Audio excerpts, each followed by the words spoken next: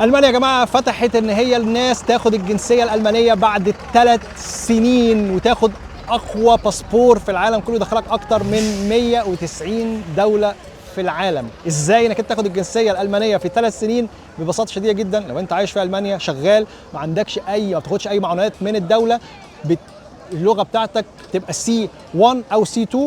تقدر انك انت كمان ما عندكش اي سجل اجرامي، ما عندكش مشاكل مع الشرطه، وانك انت بتعمل كويس، يعني انت شغال كويس في شغلك يقدر يديك ورقه انك انت بجد يعني بتشتغل كويس جدا، مش واحد نايمان على نفسك. وكمان لو انت واخد حاجات بتعمل حاجات تطوعيه هنا في المانيا، تطوعيه زي انك انت بتساعد الكبار السن، بتساعد الاطفال، بتساعد البيئه، بتساعد المنظمات، بتساعد اي حاجه تبع الحكومه الالمانيه،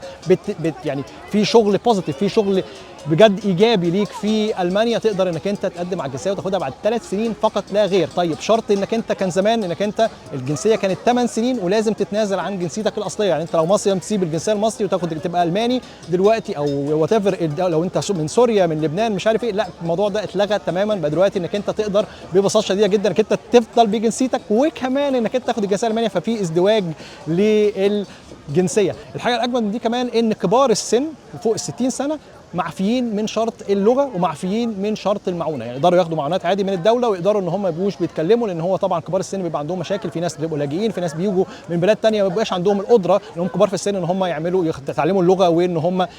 يكفلوا نفسهم ويشتغلوا. فالموضوع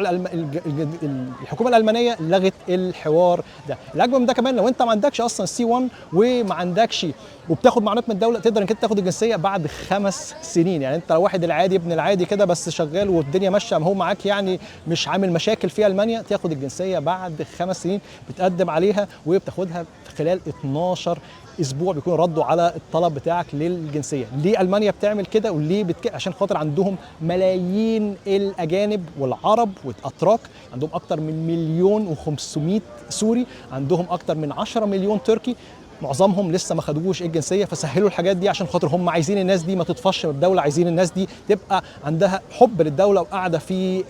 الدوله وتشتغل لهم وتحب المانيا، وتبقى بجد المانيا حاجه هم مش بس عايشين فيها مقيمين وعايشين فيها كده، لا هم عايشين فيها ان هم جنسيتهم معاهم باسبورها، بيحبوها، بيخافوا عليها وبيحموها زيها زي بلدهم الاصلي. بجد حاجه جامده جدا. ان هو توفيق طبعا لجميع كل الناس الموجوده في المانيا وكل الناس اللي هتيجي من بره وتدرس وتشتغل هنا في المانيا وتاخد الجنسيه بعد 3 سنين. طبعا العرب اذكياء جدا جدا جدا، واعتقد ان معظم الناس هتعرف ان هي بالشروط البسيطه دي ان هي تاخد جنسيتها في المانيا بعد 3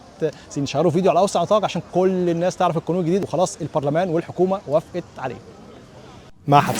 هتسافر يعني هتسافر. لما تكون بتصور في المانيا وتلاقي ان الناس لابسين لك مناخير نايس